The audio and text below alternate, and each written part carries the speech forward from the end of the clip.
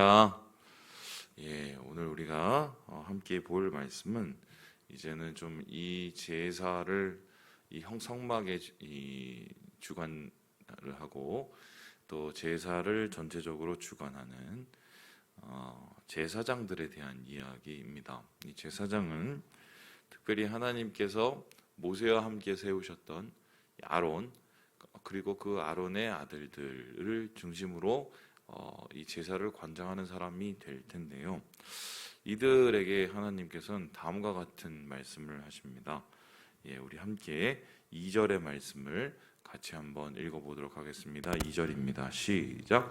내 형 아론을 위하여 거룩한 옷을 지어 영화롭고 아름답게 할지니. 그러니까 거룩한 옷을 지어라. 그리고 그를 아름답고 영화롭게 하라. 그러니까 이들에게 하나님께서 제사장으로서 구별을 시키되 특별히 구별되어서 입을 수 있는 옷을 짓게 하시고 그 옷을 지어서 그 옷을 입고 하나님 앞에 설 수 있도록 제사를 지내게 합니다. 자, 그렇다면 그 옷이 어떤 모습이었을까? 여러 사진도 있고 또 여러 이 그림도 있지만 오늘은 좀 여러분에게 생생하게 이 제사장 옷을 에봇이라고 하는데요. 그것을 볼 수 있도록 영상을 준비했습니다. 여러분 오늘 잘 오셨어요.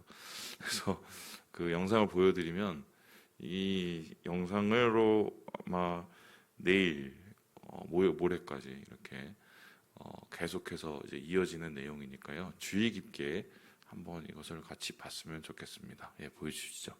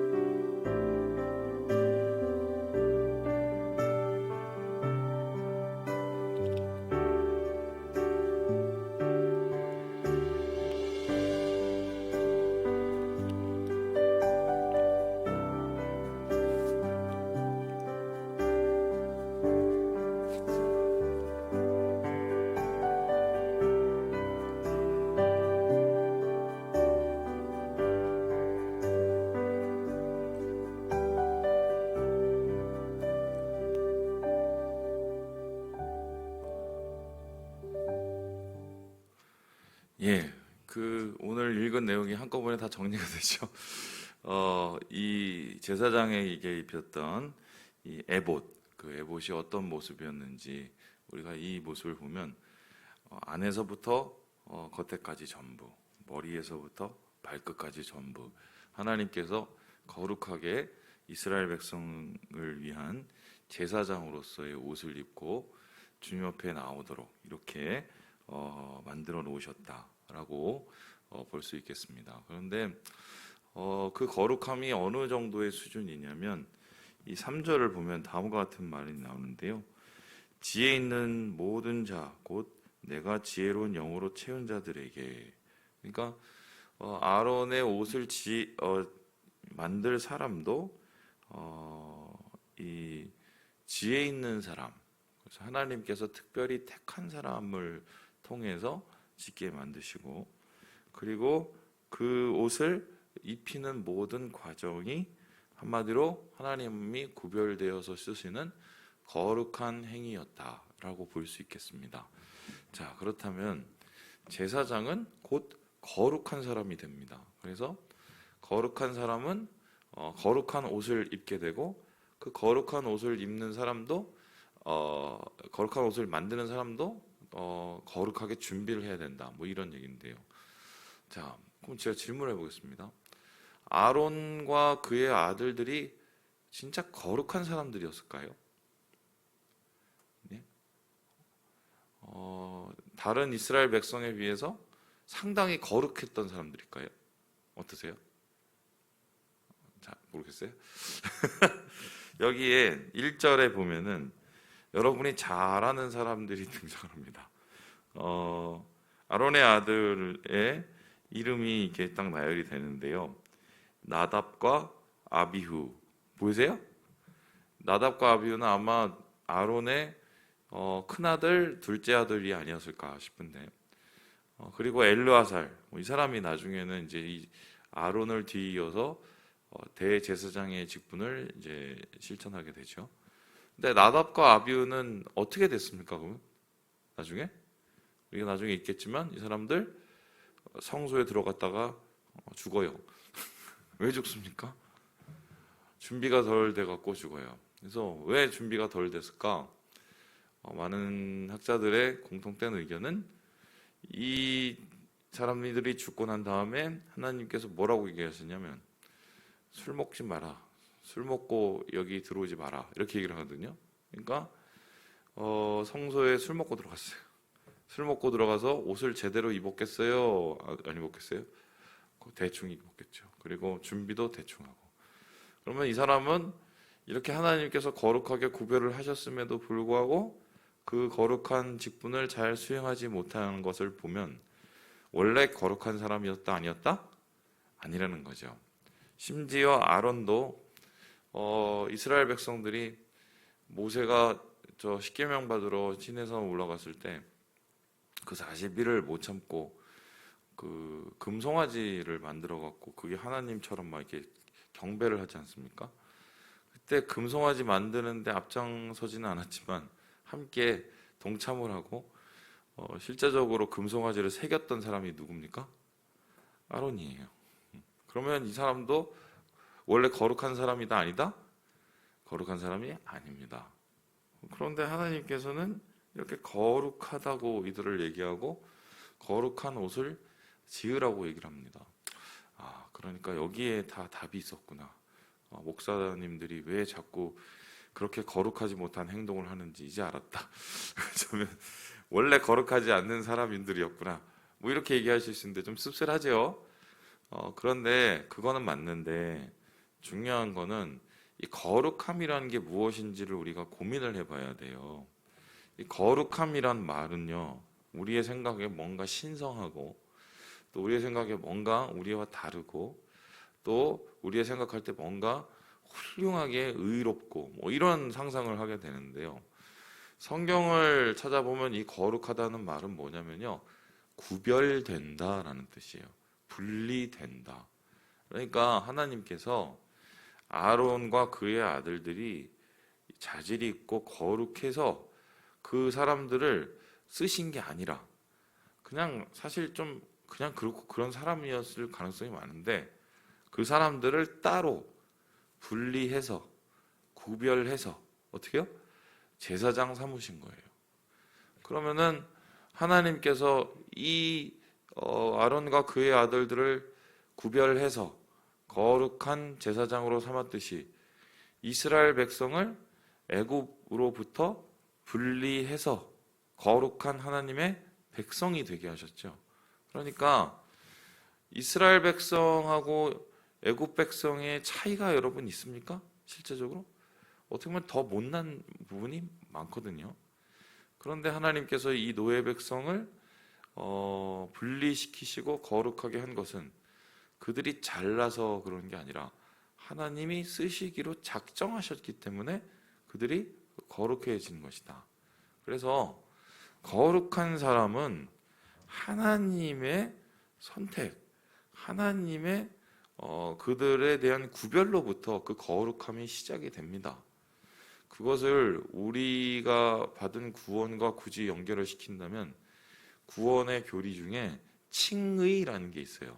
여러분 칭의 아세요? 이게 뭐냐면 원래 우리가 의롭지 않은데 예수님 때문에 예수를 믿으면 의롭다고 하나님께서 그냥 얘기해 주겠다는 거예요. 그래서 일컬을 칭자에다가 의로울 의자.